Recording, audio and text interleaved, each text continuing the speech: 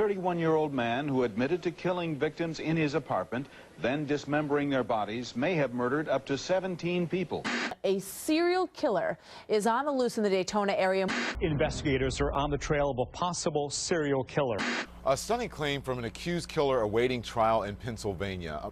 And authorities believe they could very well have a serial killer in custody. And they say it may be the work of a serial killer. An accused serial killer.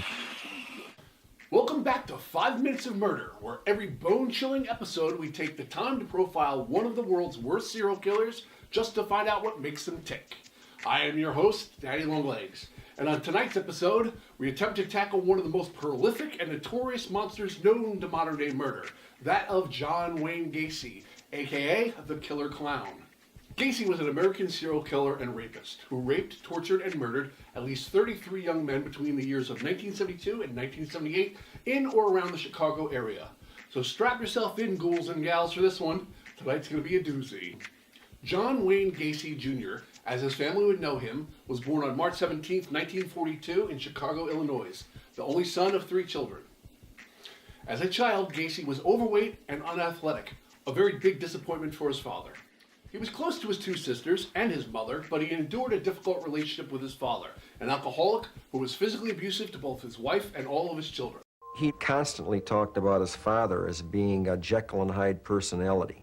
His father used to go downstairs and get raging drunk and scream and yell from the basement like some voice coming up through the air vents, and just terrorize Gacy in that way. Throughout his childhood, Gacy strived to make his stern father proud of him, but seldom received his approval.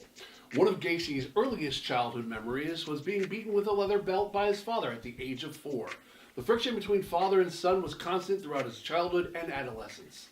In 1949, Gacy's father was informed that his son and another boy had been caught sexually fondling a young girl. As a punishment, Gacy was whipped by his father with a razor strap. In that same year, Gacy was also molested by a family member, a contractor who would take Gacy for rides in his truck and then fondle him. Gacy never told his father about these incidences, as he was afraid his father would blame him for them.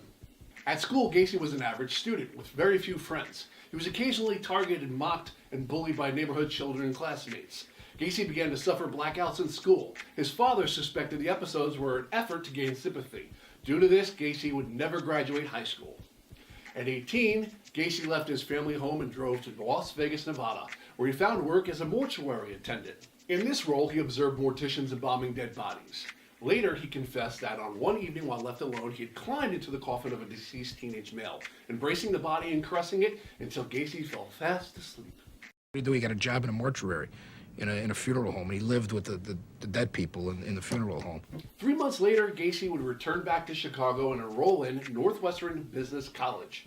It was there that Gacy would use this developmental time to develop into a perfect Model A citizen, a good contributing member of society, which would be the perfect camouflage for what he really was underneath the whole facade, that of a predator. He was one of my closest friends, and I was his closest friend. And he was a good guy. He worked hard for the JCs and did a lot of good things in the community of Waterloo, and it just seemed like he snapped somewhere. Not only would Gacy develop into a successful contractor, but he also got involved with local children's charities, often appearing as one of his 2 clown personas, Pogo or Patches. He would dress up as a clown and entertain sick children at hospitals. To even further his subterfuge, Gacy would become involved with local politics, working closely with the Democratic Party, as seen here, meeting then the First Lady, Rosalynn Carter. All this outward display of normality, of being a good contributing member of society, was nothing more than camouflage for what he was hiding underneath. The real John Wayne Gacy, a murdering and raping monster of the most calculating and sinister kind. He was able to hide his true self so well that even his fiancée, Carol Hoff, had no idea.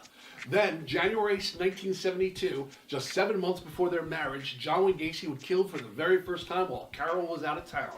He picked up a young man after midnight at a local bus terminal and murdered him. This act, later on, he would insist was done in self-defense, but we know different. He said he had time to kill. I said, well, if you want. I said, I'm just cruising around if you want to ride. That's why you've been blown by a guy, and he didn't seem to think there was anything wrong with it. Came out to my house. We both got into oral copulation. After it was over, I think I just fell off asleep. And I woke up and I seen him come in the room with a knife. Well, when I flew out of bed, I knocked him off while I was wrestling with him when I got stabbed. And that's what made me mad. Because I took the knife, I think I stabbed him in the chest 4 or 5 times. I think after the first or second stabbing, all you could hear was the gargling of blood in his lungs or something. I don't know. Gacy dragged his victims to the crawl space located underneath his house. He would leave bodies there for days and then bury them a few days later. No one knew the wiser. This is the same house where his now wife and her 2 children also lived. A house that would soon be the burial place of at least 28 of his 33 victims. Gacy wouldn't kill again for a while, but then in 1976 his wife Carol Hoff filed for divorce and left him. This would be the straw that broke the camel's back and spiraled a now single and on his own Gacy into a murdering marathon. He focused on young teenage men, targeting gay and straight alike. He would prowl the streets at night using whatever tricks and cons he could just to get victims. He even impersonated a police officer flashing a fake badge to lure them into his car and then later on back to his home. Gacy was not a big, mean kind of guy. Gacy was a con artist. He was kind of he was short and kind of chubby, almost like a Santa Claus looking type guy, and he would con these kids into going with him, and he would con these kids into killing them. Once they were in his home, he would get them drunk or high, sometimes even drugging them without their knowledge. He would often show them pictures of himself as the clown persona and tell them all about the magic tricks he would do to help entertain the sick children. One of his favorite tricks was showing them how he would let the kids tie him up or put handcuffs on them, and then using magic he would escape. He would even allow his soon-to-be victims to tie up his hands or put him in cuffs, using what he would refer to as trick rope or trick cuffs, and basically escape from them like it was some sort of trick. Once he escaped from the restraints, he would often teach them how they could do it too, to show them how easy these things were to use. Many of them were completely willing to let Gacy restrain them. Then Gacy wouldn't show them how to escape at all. See, there was no escape. Instead, he would rape them, torture them, and usually strangle them to death. Then, once again disposing of their remains inside the underneath of his crawl space. There was no stopping Gacy as he proceeded to repeat his brutal crimes over and over again for the next 6 years, undetected to the tune of 33 victims, some of which, still to this day, remain nameless. During his 6-year killing spree, sometimes Gacy would catch and release his victims. Always raping and torturing and assaulting them, he would decide not to murder them for some reason or another. He would let them go, and his victims sooner or later would report Gacy to the police. But Gacy would laugh at any claim made against them by saying these were nothing more than disgruntled former employees. And being that Gacy was such a fine and upstanding member of society, well known and liked even by the police, any charges or investigations into the these allegations against Gacy went completely nowhere. Then in 1978, Gacy met 15-year-old Robert Peist, a popular local honor student, on December 11th. Peist was working at a suburban drugstore, and he was just ending up his shift, being picked up by his mother outside. He told her to wait because he was going to meet a man about a summer construction job. That man was John Wayne Gacy. Robert would never return. The very next morning, one of the police officers had come over to the state's attorney's office and said, I have something here that just doesn't seem to fit, and the parents are very concerned that this is going to be washed under the rug and that their son is just going to be dubbed a runaway. Unlike Gacy's other victims, Robert was not some flunky or runaway that he could just magically disappear. He was very popular, he was on the honor roll, and he was a gym star at his local school. With him missing would bring some very unwanted attention, and that attention would soon be pointed at Mr. Gacy. Once these detectives started investigating the case of Robert, they found out from coworkers that he was last seen talking to none other than John Wayne Gacy. That, coupled with the prior complaints against him, warranted the law enforcement to sort of start looking at Gacy more as a suspect, not just a friend. Upon law enforcement questioning Gacy, he seemed annoyed and arrogant. He claimed to know nothing about Peist, and he agreed that he would meet the investigators down at the police station later on to answer any questions they may have. He did not show up until 3:30 in the a.m., and when he did, he and his car were completely covered with mud. We would find out much later on that the mud was from Gacy bringing the body of Robert up from the crawl space, then transporting him to the I-55 bridge over the Des Plaines River and throwing his body into the river in hopes it would never be discovered.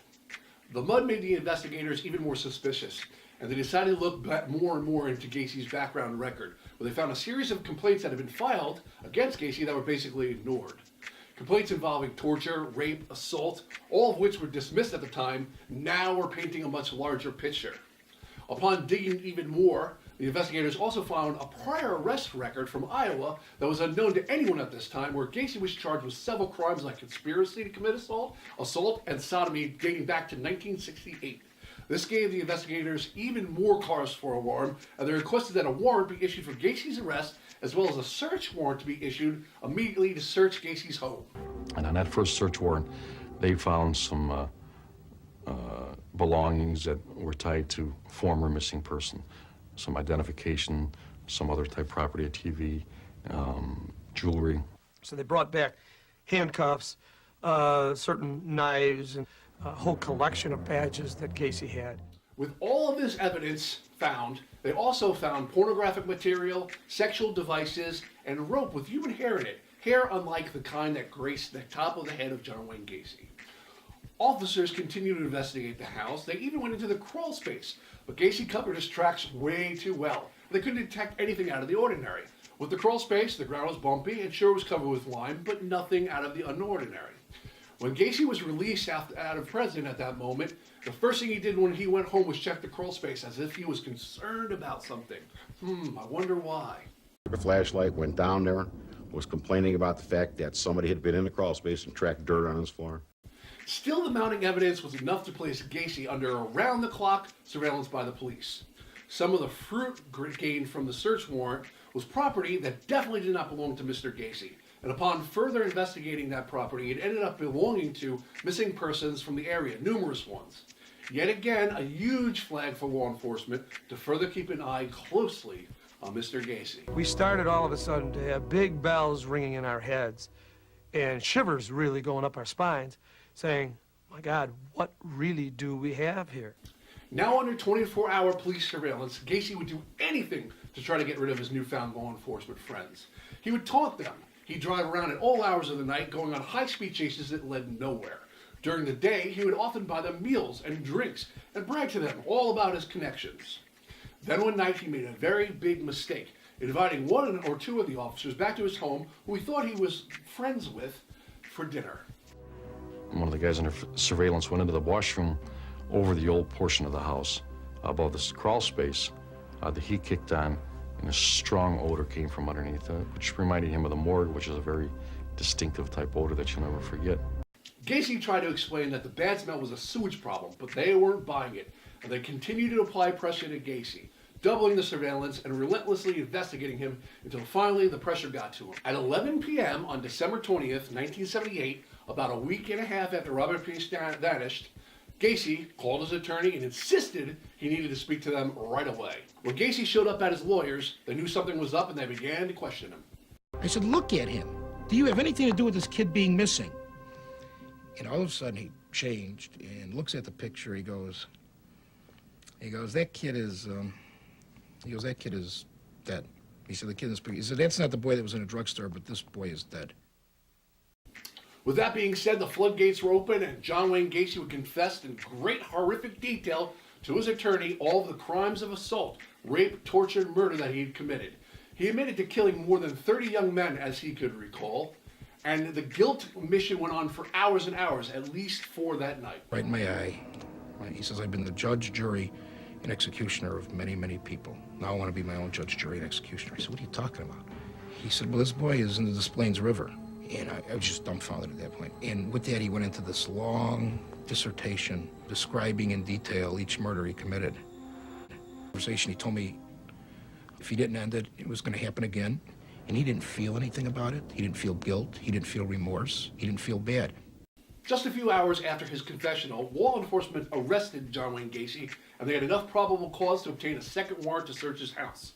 This time, they would take a much, much closer look, especially at the crawl space. Teams of forensic investigators began to tear apart the house. What they would soon find out was more like a cemetery than a home. One of the things that we needed to convey in order to maintain the credibility of our case was the integrity of the evidence recovery process. And in order to do that, we had to depict the digging as a well-thought-out, orderly process rather than just a bunch of guys with shovels down in the crawl space. It wouldn't be long until they found human remains of multiple victims. A total of 29 bodies were recovered on his property, and 4 more were discovered in the Des Plaines River.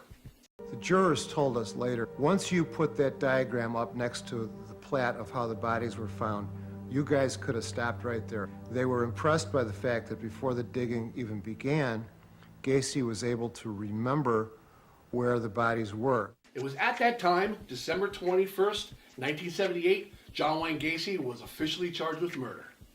Once under arrest, Gacy gave full confessions to each and every aspect of his hideous and horrible crimes. He held nothing back, giving gruesome details of how he killed each person and how he showed little remorse for what he had done. And here's the horror of the scene in one photograph, but loaded with probative value. Anybody want to argue about the cause of death? The rope's still there. You want to argue about who did it? This is the guy that told us about the 3 dots. How he did it, what was the manner of death, it's all there. He also showed his favorite method of killing, and he even drew a detailed diagram of where the bodies were buried all around his property.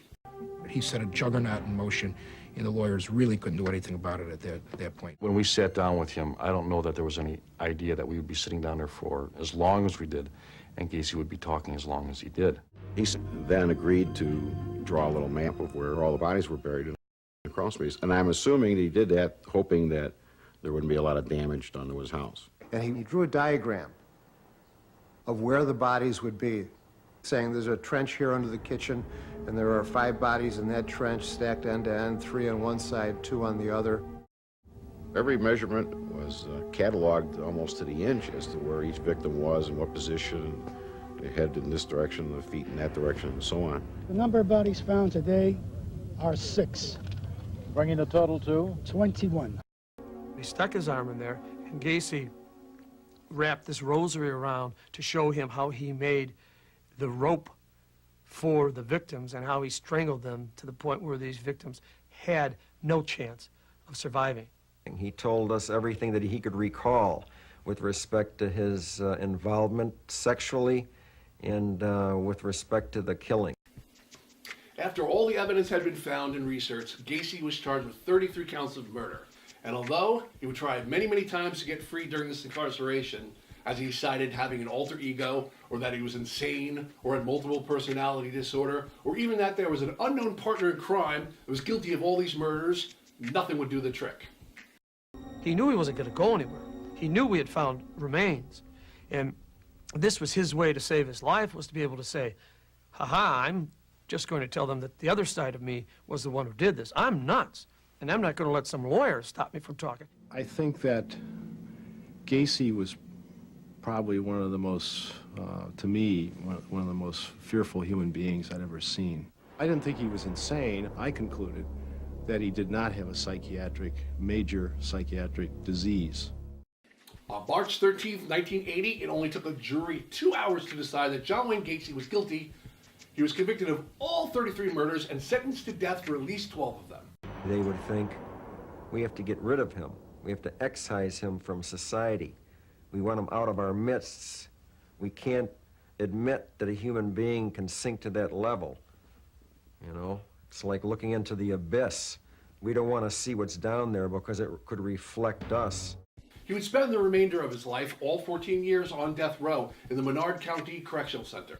It was in jail that John Wayne Gacy would thrive. He became somewhat of a serial killer superstar, receiving hundreds of thousands of letters ranging from hate mail to fan mail, even including romantic inquiries of Gacy's availability. He was even able to set up his own 900 phone line where his supporters could call in and hear weekly recorded messages of Gacy talking about the case and the claims of his innocence. It is here where Gacy, who fancied himself an artist, would begin to further explore his artistic talents, drawing and painting, creating thousands of pieces of artwork over the next few years. This is Christ as I see him in myself. And it's monolithic because Christ, to me, is monolithic. He's all things to all people. This here is the Hi-Ho series. This is called Hi-Ho Around the Campfire. The demand for his artwork increased, as did his fan base, to the point where the art and even his correspondence became heavily sought after. So much so that still to this day his artwork, which has now been classified as murderabilia, has become quite valuable and can sometimes be found online for sale in places like supernaut.com and darkvomit.com. The photos and pictures and paintings and letters, ranging from $1,000 to $10,000, often would command even higher fees than that, commanding as upward as much as $95,000 for one single painting. But after all his fans, and all his cons, and all his paintings, and all his wealth, that would be not enough to save him from his fate. Sometime in the month of May 1994, John Wayne Gacy was transferred to the Stateville Correction Center, where he was scheduled to be put to death. On May 9th, 1994, for his last meal, Gacey, who in the mid-60s managed 3 Kentucky Fried Chicken restaurants in Iowa, asked for fried chicken, fried shrimp, French fries, fresh strawberries, and a Coke. Then at 12:17 a.m., John Wayne Gacy was executed by lethal injection on May 10th, 1994 at the age of 52. He was pronounced dead at 12:58 a.m. Right before his execution, prison officials described his demeanor as chatty, talking up a storm. In a phone interview shortly before that, he told the Knights Tribune reporter that there had been 11 hardback books on me, 31 paperbacks, 2 screenplays, 1 movie, 1 off-Broadway play, 5 songs, and over 5,000 articles. What more can I say about this? But of course, then he quickly protested, "I have no ego for any of this." Then, minutes before his execution, Gacey was asked if he had any last words. Gacey, showing no signs of distress or remorse, snarled and said, "Kiss my ass." At 3 a.m., Gacey's body was secretly transported to a nearby hospital where Dr. Helen Morrison, a forensic psychiatrist, would then extract Gacey's brain. Dr. Morrison thought Gacey's brain might show some abnormalities that would possibly explain some of his actions and behavior. Yet after examining it closely, she found nothing of the sort. There are so many questions, basically, that come up. What happened prenatally? What happened in the development? What happened to the brain? Can we start doing some human experimentation? Still to this day, Dr. Morrison has John Wayne Gacy's brain in her basement. She plans to keep it indefinitely, in hopes that science will advance to be able to analyze brain and tissue better. She claims her house, located someplace in Illinois, is an extremely safe place to keep the specimen, and there are numerous security measures already in place. When we contacted her to find out if we could see the brain, or see the place where the brain is kept, her response was no, but she immediately added with the right media credentials she would be more than willing to bring it to us. Perhaps this is something we can work on here at Psychopathic Radio. Let's just hope with all the advancements in technology, no one tries to attempt to clone the motherfucker, at least that's for sure. Even 20 years after Gacey's execution, his investigation into this case still continues to bear fruit. Due to advancements in DNA technology, as recently as 2015, there were 11 different missing person cold cases nationwide, which were now discovered to be actually Gacey victims. On the flip side of that coin, in one rare instance, due to the same DNA advancements, one assumed and thought to be identified Robert Hurton was not actually a DNA match with the dead body. And later, it was found in 2013, he was alive in a small town in Montana. Once found, they reunited him with his brother and sister. To this date, though, 7 of Gacey's victims still remain unidentified. Their remains were buried in June 12, 1981, in a charity funeral, under the gravestone that said, "We remembered." So there you have it, kids. John Wayne Gacy, one of America's most horrific and prolific serial killers who proclaimed his innocence all the way up to his bitter end. The idea that I'm a homosexual thrill killer, that I strolled down the streets and stalked young boys and slaughtered them. Hell, if you could see my schedule, my work schedule, you know damn well that I was never out there. I hope you enjoyed this episode of 5 Minutes of Murder. And as always, remember to lock your doors and windows, as you never know when your 5 minutes are going to be up. Peace.